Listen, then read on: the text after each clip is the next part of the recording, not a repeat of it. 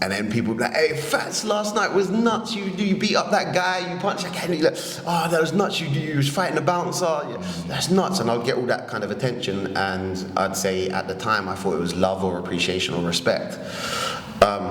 So I craved that. So it'd be more trouble, more drama, more drugs, more drink. And then one night out, I was gonna do cocaine, I was gonna drink, but I was in Brighton and there was 2 homeless people. So I'm going from this high of negativity to seeing 2 homeless people and a fish and chip shop on the other side of the road. But I didn't feed them, but I had £200 in my pocket. But I didn't give them 20 quid or I didn't go buy them fish and chips. Following weekend, it played on my mind so much that I left the club early that night. And the following weekend, I went back to Brighton and I helped 18 homeless people with my pal, Erwin.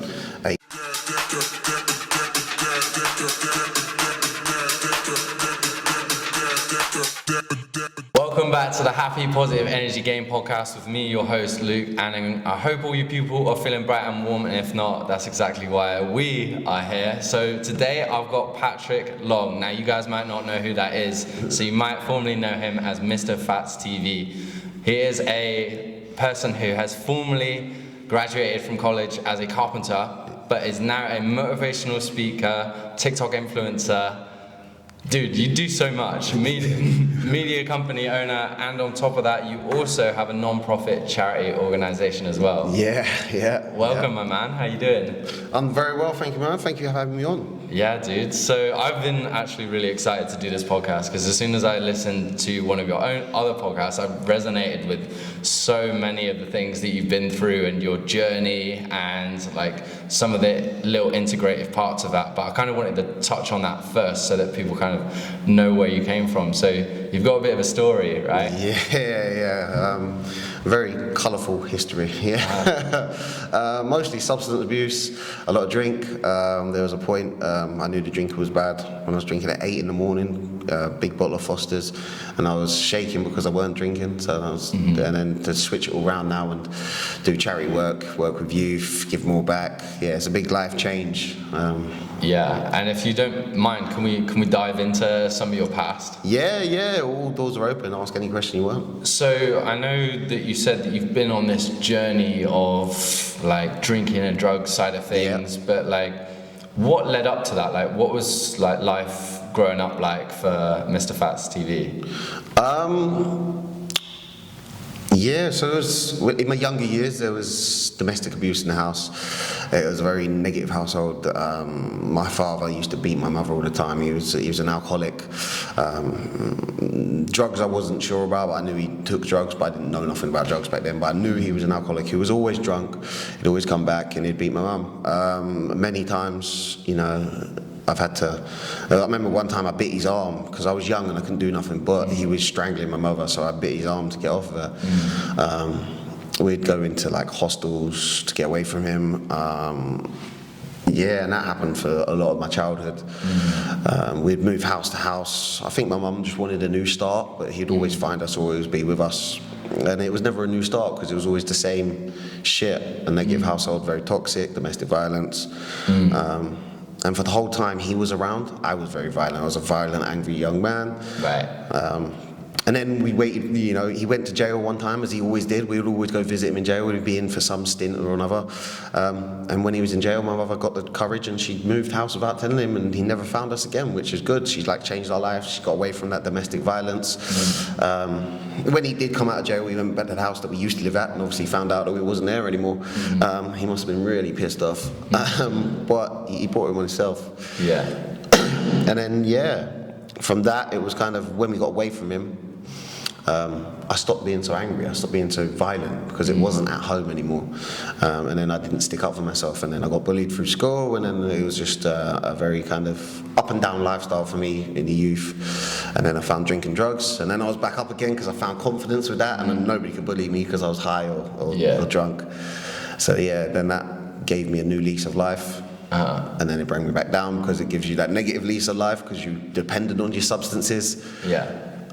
Yeah, so there was a roller coaster of emotions. A roller coaster of emotions. Yeah, definitely resonate with a lot of the things you said, and something that I wanted to touch on now is like, now that you do the motivational speaking, like now that you are this like leader for so many like young guys. Yeah. Like, do you see that a lot with other people who've been through like similar situations, and like because of that, like how do you come in and help? I think a lot of people are the same, we just don't want to admit it. You know, a lot of people have dealt with toxic families, toxic parents. A lot of people have dealt with substance abuse. A lot of people have dealt with mental health illnesses, you know. And I think a lot of us don't talk about it.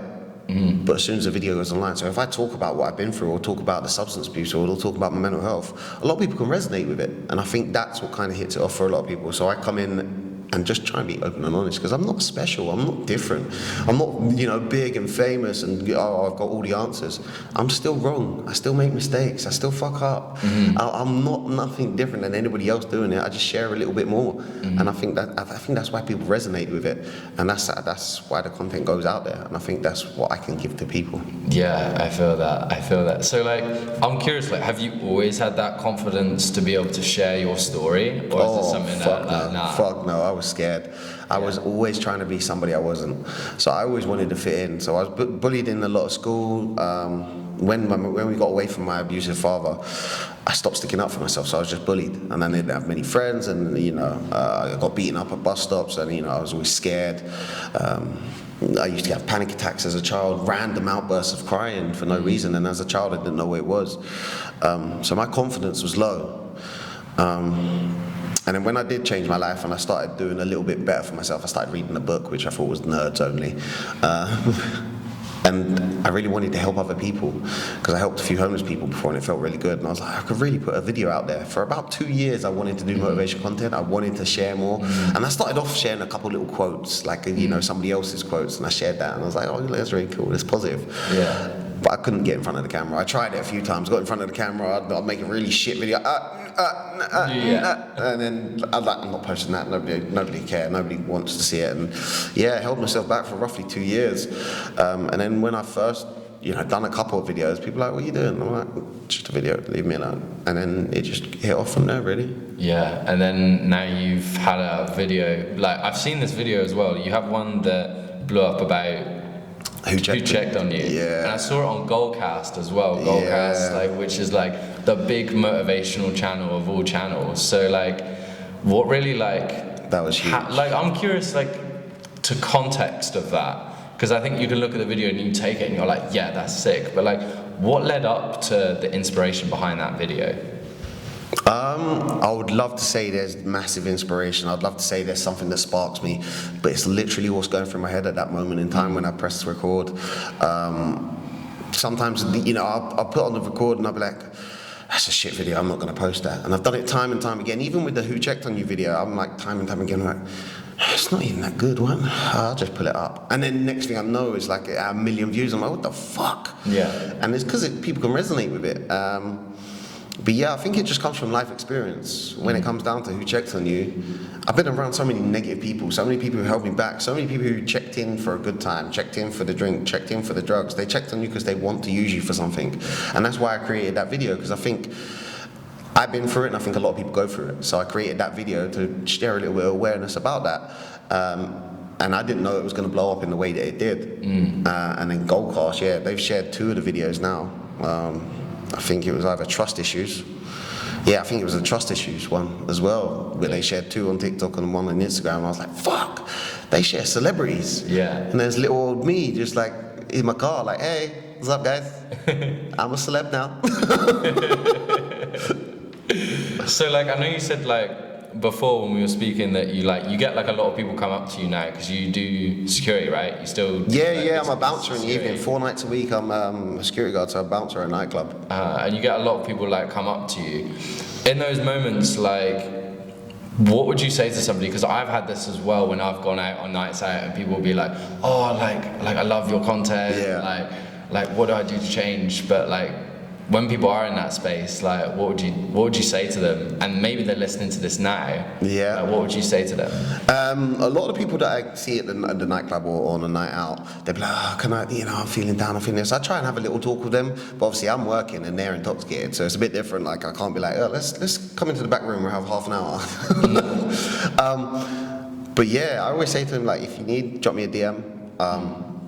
But yeah, just get a goal. You just see what you want to do and go towards that. If it means less nights out, have less nights out. If it means just changing something during the day, change something during the day. But it's the small steps. And I always say to people, it's small steps. Because they'll come to me and be like, I'm really down. I really want to change this. I hate my job. I hate this. And I'm like, bruh, small steps, man. Small steps. Just take the small daily steps that you need to. A lot of people think it needs to be overnight and great successes and switch your life like that. And it's not. And so I always tell people to take the small steps. Yeah, I hear that. And I'm curious to you with the small step side of things. Can you remember some of your first small steps? Like I can remember mine, like read the book The Alchemist. I had some I had that like panic attack, and I had like some other things crop up. Yeah. Where I was like, okay, let's take some charge. But like for you, what was like some small steps that you started noticing you did? It was doing something alone. I remember you saying to me earlier when we were talking on my podcast, you were saying that you had to do things alone. And I love that because I had to do it too. Sometimes you have to be alone. Like it's good to say to your friends and family, I want to do this. Some of them will talk you out of it. Some of them will be like, yeah, okay. And some of them might be supportive.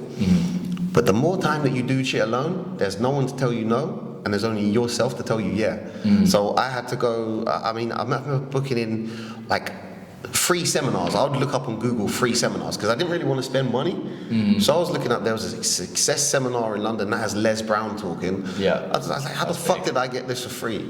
And I got a little train by myself. Like, I didn't have a business back then. I wasn't like massive like on entrepreneurship or motivation back then. I didn't have a following that I got now. It was just me getting on the train on my weekend, whereas everybody else like, you coming out drinking tonight? I'm like, no, I'm going to London.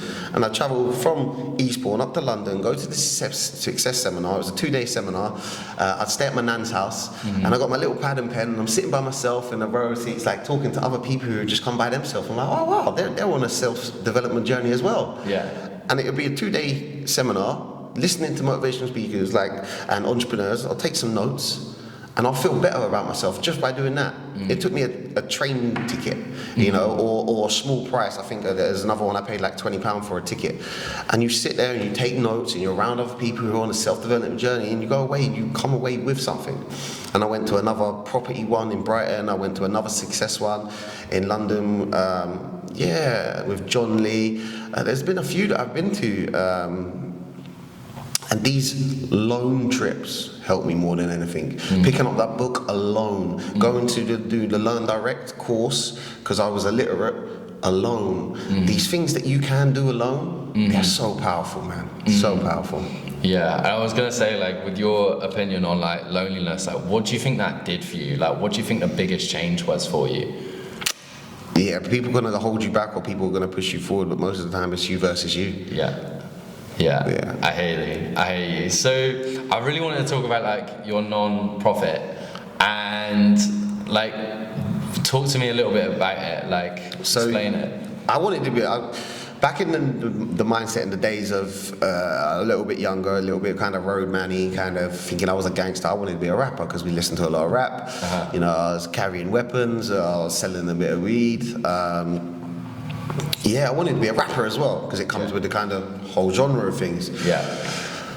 My lyrics were okay, but I was a shit rapper. A couple of lyrics, maybe I could go into poetry, but a couple of lyrics were right, but I was just a terrible rapper. So I started coming on the back end of things, and we'd share other people's music. Then we started getting lottery funded to help with people's music videos, and then I was like, do you know what, we can do more for our community. So I started doing the management side of things. So I built a website for us, I helped our social channels, I started connecting with other charities. Then we helped children's charity with learning difficulties. Then we helped an adult charity with learning difficulties. Then we invited them all down to a show. We raised money for both of them, and it was just nice to give back to other people. And then we done numerous homeless help. I'd just take a load of people from my team, and I'd be like, look, we're going over to Brighton.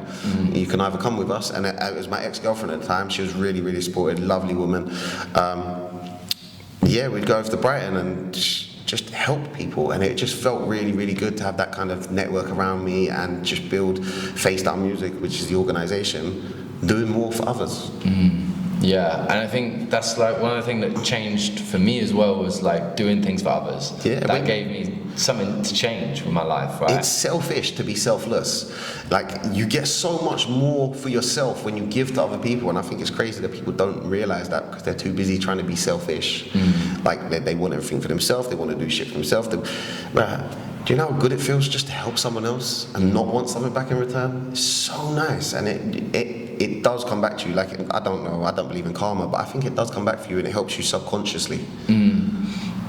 I totally agree. So I think it's like sometimes I'd really like to touch on emotions, especially for men, because men don't talk about their emotions at all. So we talk about sometimes the sadness, but like, can you describe to me like the difference in feeling for you when you are able to like help people versus like maybe when you're in your dark times?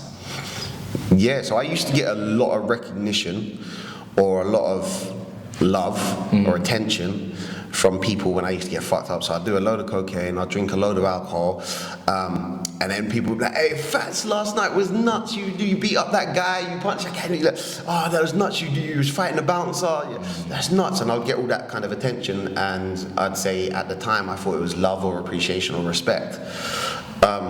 So I craved that. So it'd be more trouble, more drama, more drugs, more drink. And then one night out, I was gonna do cocaine, I was gonna drink, but I was in Brighton, there was 2 homeless people. So I'm going from this high of negativity to seeing 2 homeless people and a fish and chip shop on the other side of the road. But I didn't feed them, but I had £200 in my pocket, but I didn't give them 20 quid or I didn't go buy them fish and chips. Following weekend, it played in my mind so much that I left the club early that night. And the following weekend, I went back to Brighton and I helped 18 homeless people with my pal, Erwin. He come with me, and we filled up 2 duffel bags full of clothes, food, drinks, lighters, tissues, like everything that you think a homeless person would need. And I helped 18 homeless people, and I just put up a little selfie at the end of it, like, look, I've never done this before. It's something that's out of my comfort zone. It was scary walking up to the first homeless person and be like, can I give you something? But that appreciation and that love that I got from people online, that appreciation I got from these people that I'd never met and I've just helped and give something for free, that gave me a better feeling than any drug or drink or kind of violence could ever give me. And from there I was like, what the fuck am I wasting my life being drugged up, drunk or fighting people when I could help people and get a better feeling? And it just helped me more, and I was like, I need to do more for others. I want to do more for myself. I want more peace and love to the world. I could fight, fuck, and go through negativity for years and still never find that satisfaction. Yeah, I hear that. It's like, I can feel the power behind like when you're saying it. Like, it's really like, you've gone from like here and like maybe like the ego of like, oh yeah, you're the big man, you're this. I know that same feeling from like when I used to sleep with a lot of people. Oh yeah, you slept with so and so, like yeah bro, like whatever. All the time. Versus like when you genuinely help somebody change their life or genuinely do something that makes an improvement, it's huge, right? Like for you, there may be other people who feel called to do this. And I know I've been in the space of social media where you see people do things and maybe they do it for attention for themselves and they get views and whatever, but like I don't see like a massive problem if that's going to be like how you end up helping people. Cool, and you're going to inspire people. But maybe for those people who are worried about maybe filming themselves and inspiring an audience, or like filming themselves and motivating people, or doing some more things for charity, like what would you say to them? Fuck everyone else. Like, I could go out here today and I could help 10 homeless people down the road and nobody would ever know about it. I could go out here today, help the same 10 homeless people, and somebody could take a photo of me doing it or take a video of me doing it. I post it online and I inspire 100 million people to go do it. Well, that's a bit much. Say 1,000 people to go do it. 1,000 people are going to do it who didn't know I did it before. Either way, I helped 10 homeless people, whether it was filmed or recorded. I don't like the fact that people go up and put phones in people's faces like, I'm helping you. That's horrible. But if it's across the road or somebody's seen you doing it, or you blur out the homeless person's face, I feel like it's a nicer way of showing what you're doing. Same as if you're doing a motivational talk, same if you're talking on a subject. People are going to judge you online no matter what you do. I could go help homeless people, I could do a motivational talk, I could go give money to charity. Some idiot, I didn't want to say the C word then. some fucker is going to come online and be like, you're only giving money to charity because you got extra money. Some of us not blessed like that. Fuck you. You're only helping homeless people so you can get the video, so you can do it for clout. Some of us don't do it like that. Fuck you. It's like everybody's gonna have an opinion. Just do it regardless. Yeah, I definitely hear that. Like, I've been in that space where, like, you do things for other people, or like you just talk about it, like what you did for other people, and other people have something to say back. Like, it's like, yo, like, I'm literally helping this person because I want to, and then I want to inspire everybody who's listening to this. Yeah. Because, like, if I help more people and then more people see that, then maybe they'll be inspired to change, right? Like, where's the badness in that? Like, you're putting out goodness and somebody's still got to have a bad negative energy on that. Like, fuck you and your negativity. Yeah. It's a challenging world to live in when, like, that's the space that people put them in, but, like, it kind of is what it is, isn't it? Like, you do have to take that stance where it's like, okay, like, well, I'm still gonna help people, so whatever it is, like, let's just keep rolling. Exactly. So, like, now that you've done all that you've done, like, have you got like a vision for the world that you would want to create, or like a vision for what you're doing that maybe people listening to this can be inspired by as well?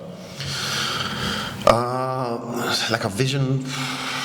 I just want to be able to bring more back and leave a legacy, because I don't know when I'm gonna go. I think life's so fucking unpredictable, and I think that come down to when my cousin had his accident. We was arguing, and next thing I know, he's had an accident and now he's got brain damage. And I was like, fuck, life's so unpredictable, because I never would have seen it happen. And the last thing we did was argue about 2 months ago, and we stopped talking. I don't know when my last day is. I could be driving back today and die. But if I left a legacy, I left a mark, I helped a couple of people along my way, it's never a bad thing to do. Why not do something nice? Why not leave some sort of positivity? Why not build a business? Why not do something nice? Why not help somebody out? Man, it's so fucking limited. Your time, my time, family's time. We don't know what's going to happen. So I think that'd be the kind of just doing something nice, man. Doing something nice is a good vibe to be in. So, like, speaking of doing something nice, you got a media company as well, and I'm sure that's had some trials and tribulations. Oh yeah, fuck yeah. So, like, first of all, trials and tribulations wise, like, I think it's important to talk about these things, because I know there's people listening who, like, are in that entrepreneurial space and like, might want to try something but they're worried about it or whatever that is. But, like, first, trials and tribulations, and then second, how have you been able to keep going despite those? So the media company started off when I started a non-profit organisation first, and we started off as a really shit, like, I think it was 712 megapixel camera. How is it? 12 megapixel camera? Yeah, it must be a 12 megapixel camera. It was a really shit, like, flip camera, like, so terrible. It's like watching a Nintendo game when you're filming, like. And we started really, really low, like, we had no knowledge of filming, no knowledge of media. From the non-profit, businesses started to approach me, and they're like, oh, can you do a video for my company? Can you help us online? We've seen that you've got a platform with your non-profit. I was like, oh, wait a minute, I can turn this into a business. So then I started my company, and then I was like, oh, do you know what? I can get paid for this. So I started helping people, and I started learning how to build websites. And it was hard at first, because it's trying to get your name out there, it's trying to get people to recognize you. And without no education, without no training, it was YouTube video after YouTube video of learning how to take a photo on a camera. It was, getting the money to get your first bit of equipment. It was, it's an uphill struggle. And I think a lot of people have got to realize that it's a process. You're not going to get that amazing bit of equipment at the beginning. You're not going to get that bit of knowledge at the beginning. You have to keep working. You have to keep learning. You have to keep growing. And that's how you're going to grow as a business, to a point that people know your name, people know who you are, people know what you do, and it's always going to be uphill. You're always going to be able to do better. You're going to get better equipment, you're going to get better knowledge, you're going to give a better service, you're going to do different aspects. You might build a website today, but next thing you know, you're doing whole systems for people, and then you're leaning into something else. It's always forever growing. The road to success is always under construction. Yeah, like almost like that embodiment of like 1% better every day. Yeah, there's a great guy, Alex Salisbury, he's a BJJ coach down near me, Novo, and he always says to his students, 1% every day. Like, I've seen him say, it's said a lot, but he says it to his students, like, just come down, get involved, get into Brazilian Jiu-Jitsu. 1% every day is better than none. Better than sitting on the sofa. Better than, those people who are sitting on the couch, they're like, oh, no, fucking no, I can't do that, I can do that better. Bullshit, you're sitting on the sofa, stop lying. Just doing 1%. Just like 1% incremental bits, like, each and every day. I think, like, when people say like 1% better every day, they think, oh, I have to be 1% better every day. But it's like, no, like it could just be like one little facet of what you're doing. It could just be your business. It could just be a little video here. It could be like, hey, like I'm gonna write a caption on Instagram, and this time I'm gonna throw some emojis in so that it looks a bit more colourful. Definitely, just something different every day. Even the idea that people are in a mundane job or a dead-end job, the 1% that they could do that day is go to work a different way. Yeah. That's something different that's highlighted their day, but they might bump into a person they've never seen before. They might go to a shop that they've never been to before. They might get the exercise or the way to work that they might enjoy more than they did when they took that old drive. And I think that kind of difference to somebody's day might just be a tiny, 1%. It might just be something different, but it might change their whole process. Yeah, like it might just be like a little butterfly effect of something. Yeah. Massively the butterfly effect. Yeah, I see that as well. Like I remember when I did the labouring, and I would be like, all right, I'm gonna drive like the longer way home this time, and I'd be like racing in the back lanes. But like eventually that turned into like, well, I don't want to listen to music anymore. Yeah. I'll just try a podcast out. Boom, there you go. Because that's, and as you know, like podcasts change your life, right? Yeah. So like you got a podcast now as well. Yeah. So it should be out on the Spotify soon. So got all the audios ready to go up. Got the YouTube, the Instagram, and then it's got to be podcast. People listen to it more and more, and you listen to it in the gym, you listen when you're cleaning, listen to it when you're at home. Like people do it more and more, and it's for the people who don't read as well. Like if they don't want to read, boom, listen to a podcast. Yeah, I totally agree. Like I wasn't a big reader. I was podcaster first before. Well, I used to read loads in school. Yeah. And then like probably like a period from like college, it's just non-existent, and university non-existent, and then like drummed it in again when I started like personal development side of things. So like, is there like anything in like personal development that you found has been like massively helpful that maybe you've like taught to somebody else, or that maybe you could like teach towards like whilst we're here now? Personal development, find something that you like. So it might be a video or a person that you might follow. So someone might like your content, so they follow you. They love what you do. They love the way you speak. As long as you've got that positivity or that education coming into yourself, carry on with that. So for me, I was against books. That was for nerds, it was for geeks, it was for people in school who weren't going nowhere. Fuck books, fuck self-education. It's stupid. And then I picked up a book, Rich Dad, Poor Dad, read it. Because it's like a novel, it was easy to get into. It's got a storyline. Put the book down, I was like, fuck, I can't think the same way again. And then from there I was like, I need to read another book. So I read another book called The Goal, because I was working in a glass factory. And when I put that book down, I was like, fuck, I can't think the same way again. Yeah. And it just changes your mindset. But whether you're doing it through, online courses, podcasts, videos, somebody that you might like, Gary V, you might like you might like me, somebody you can relate to. Find it, follow it, and then you'll lead on to other places. Because if you find a podcast you like, then you might pick up a book you like, then you might go to another video or another person, and then that way you'll help grow. But find something you like doing and do it.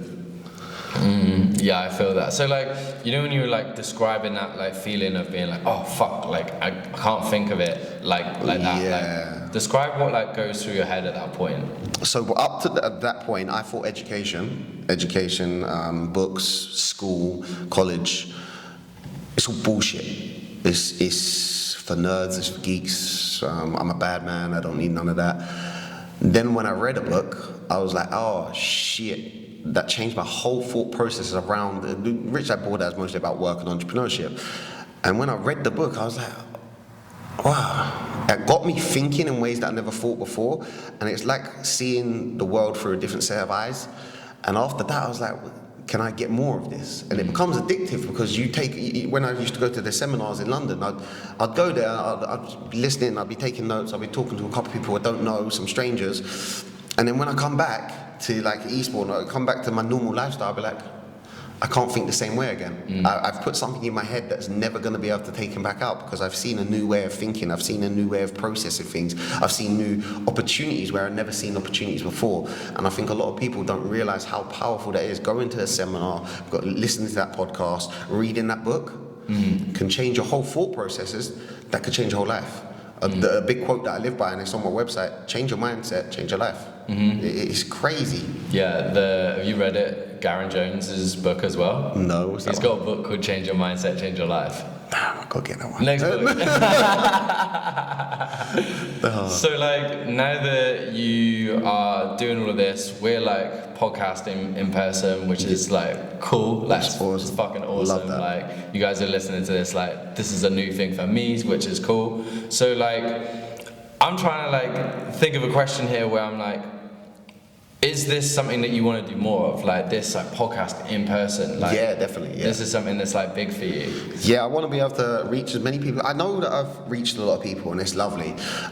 You know, with a couple of videos going viral and reaching a lot of people. But what about if I could go to schools and colleges and talk to the young people who are carrying weapons that I used to carry? What about if I could talk to the young people and tell them how important it is to, you know, stop with the drama, the aggro, you know.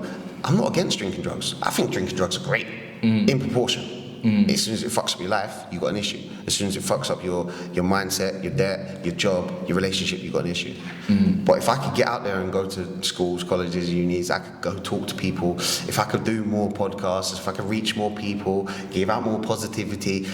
Plus, I want to be able to open up more businesses, more opportunities, raise more money. I've got different sources of income, which I want to use the income to do more things. I want to travel more. I want to be more. I want to, like I said earlier, a little animal sanctuary. I love animals, so I want to, you know, a pet fox maybe. I don't know. But just be more, do more. I want to be out there. Yeah. What do you think that drive is for you to just like be more and do more?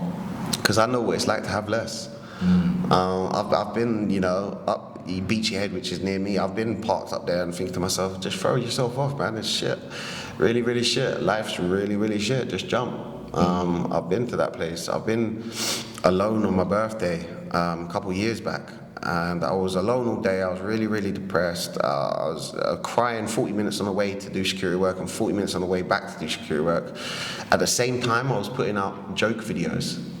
All day, so it looked like I was smiling with people, I was happy with people, but I was actually crying every single day.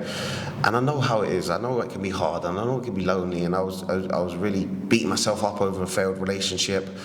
And it was on my birthday. I went to Brighton, gave homeless people subways. Like I went and bought everybody like subways and just gave some money out.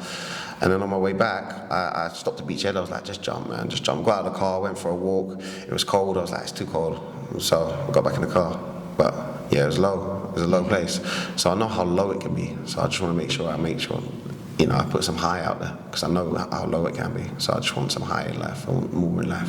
Yeah, man. Yeah, I've been in that space of being ready to jump. So I hear you. So is that like the first time that happened, or was that just like one pinpointed moment that you were like nah, like not today type thing? What, suicidal? Yeah. No, there's been numerous times I wanted to kill myself, especially after a cocaine binge. You do a load of coke, you get that down feeling. There's days that I've not wanted to leave the bed. There's been a couple of times of like taking all the tablets around the house, taking them to bed. I'm like, right, take these, and then talk yourself out of it. It's horrible. It was a bad place to be, man. Very, very low place to be sometimes. Yeah, I feel that. So like, from a teaching perspective, like now that you're helping like youngers out and you're like bringing up this space where like you're building up to teaching in or like speaking in colleges, speaking in different spaces, like you've got TikTok, you've got podcasts type of thing. Like I think closing this out, what's like a message that you really want to like resonate with somebody that's listening? Well, anybody can change your life, anybody. It doesn't matter what you're going through, it doesn't matter where you're at, it doesn't matter what you've been through. Everybody has the opportunity to change his life. Every saint has a past and every sinner has a future. Like, we've all been through some shit, and I think it just takes those small steps to change that. Look at the social circles around you, look at what you're doing, and find that goal and start working towards it. Even if that goal is just trying to get that pay rise, even if the goal is just, you know, get your health in check or your mindset in check or get out of the relationship, make a goal and start working towards it. But I think a lot of people are giving up too quick, man. Everybody can change their life. Yeah. If I was in such a negative place myself and changed my life, I think everybody can. I hear that 100%. Fatz, it's been an absolute honour. I really appreciate you bringing me up here and doing this in person. Like, where can people reach you? So they can reach me on Twitter, YouTube, Instagram, TikTok, and it's all the same. MrFatzTV, Fatz with a Z. Yeah, and it's all exactly the same on all of them. They're all linked. They all got the link tree in the bios. So you find one, you find them all. Yeah, that's it. That's me. Yeah, I appreciate it. Thank you so much again. And guys, if you haven't checked him out, honestly, like, he's some sick content. I appreciate everything that you've done for me as well and bringing me up here. Thank you very much, man. Thank you. Thank you for having me. Sweet stuff.